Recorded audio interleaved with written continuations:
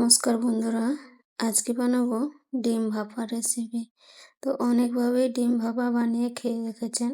তো একবার এই রকম করে ডিম ভাপা বানিয়ে খেয়ে দেখুন, খেতে কিন্তু একেবারে অসাধারণ হয়। গরম গরম ভাতের সাথে একেবারে জমে যাবে। তো পুরো রেসিপিটা দেখার অনুরোধ রইল, একটা লাইক দিয়ে পুরো ভিডিওটা দেখবেন। এখানে আমি কড়া বসিয়ে সরষের তেল গরম করে নিচ্ছি। সরষের তেলটা ভালো করে গরম করে নিতে হবে। এবারে দিয়ে দেবো এখানে স্বাদ মতো সামান্য পরিমাণে লবণ, আর দিচ্ছি সামান্য পরিমাণে হলুদের গুঁড়ো। এবারে আগে থেকেই কেটে রাখা ডিমগুলো আমি একে একে দিয়ে দিচ্ছি। ডিমগুলোকে ভালো করে সিদ্ধ করে সুতো দিয়ে মাঝখান থেকে কেটে নিয়েছি, যাতে কুসুমগুলো কোনো রকমভাবে ভেঙে না যায়। তো এবারে এক সাইড ভালো করে ভাজা হয়ে গেলে উল্টে পাল্টে এগুলোকে ভালো করে আমি ভেজে তুলে নেব।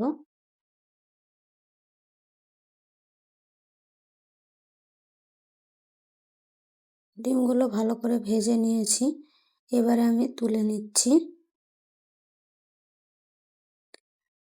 ওই তেলের মধ্যেই দিয়ে দিচ্ছি এখানে একটা মিডিয়াম সাইজের পেঁয়াজ কুচি, আর দিয়ে দেবো এখানে টমেটো কুচি, আর দিচ্ছি এখানে গোটা রসুন। এবারে এগুলোকে আমি ভেজে নেব, ভালো করে লাল করে ভেজে নেব একদম।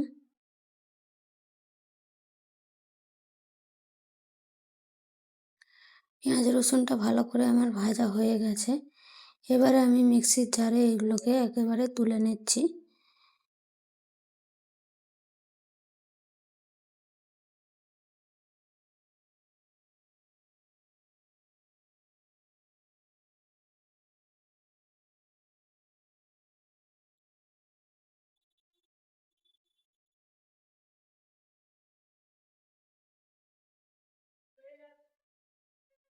মিক্সির জারের মধ্যে এবারে দিয়ে দিচ্ছি এখানে 1 চামচ সরষে, 1 চামচ পোস্ত, আর দিচ্ছি চালমগজ 1 চামচ, আর দিয়ে দিচ্ছি এখানে কয়েকটা বাদাম, আর দিচ্ছি এখানে টক দই।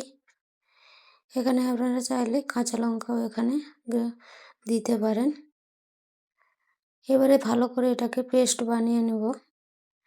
তো যে পাত্রে আমি ভাপাটা বানাবো সেই পাত্রটা নিয়ে নিয়েছি। এবারে এখানে যে পেস্টটা বানিয়েছিলাম দিয়ে দিলাম, তার মধ্যে দিয়ে দিচ্ছি হলুদ গুঁড়ো, লঙ্কা গুঁড়ো, আর দিয়ে দিচ্ছি স্বাদ মতো লবণ, দিয়ে দিচ্ছি এখানে 1/2 চামচ মতো চিনি, দিয়ে দেবো এখানে সরষের তেল। এবারে সব কিছু মশলাকে ভালো করে এখানে মেখে নিতে হবে। মশলাটা ভালো করে মেখে নিয়ে একে একে ডিমগুলো দিয়ে দেবো এইভাবে। ডিমগুলো ভালো করে মশলার মধ্যে একটু ডুবিয়ে নিতে হবে। এবার উপর থেকে ডিম ভাজার যে তেলটা ছিল সেই তেলটা আমি উপর থেকে এর মধ্যে দিয়ে দিচ্ছি, আর দিয়ে দেবো এখানে সরষের তেল সামান্য পরিমাণে, আর দিয়ে দিচ্ছি এখানে কয়েকটা কাঁচা লঙ্কা। এবারে সব কিছুকে ভালো করে একটু মিশিয়ে নেব চামচ দিয়ে। তারপর এখানে ঢাকাটা লাগিয়ে দেব। এখানে কড়াই বসিয়ে জল দিয়ে দিয়েছি, তার উপরে একটা স্ট্যান্ড দিয়ে দিলাম।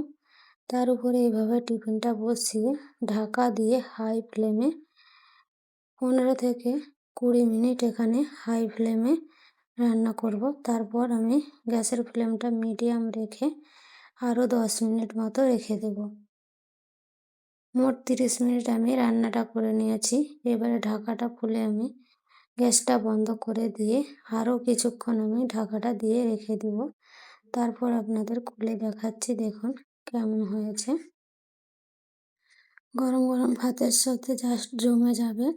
আজকের রেসিপিটা যদি ভালো লাগে প্লিজ লাইক করে চ্যানেলটাকে সাবস্ক্রাইব করে পাশে থাকবেন। শেষ পর্যন্ত দেখার জন্য অসংখ্য অসংখ্য ধন্যবাদ।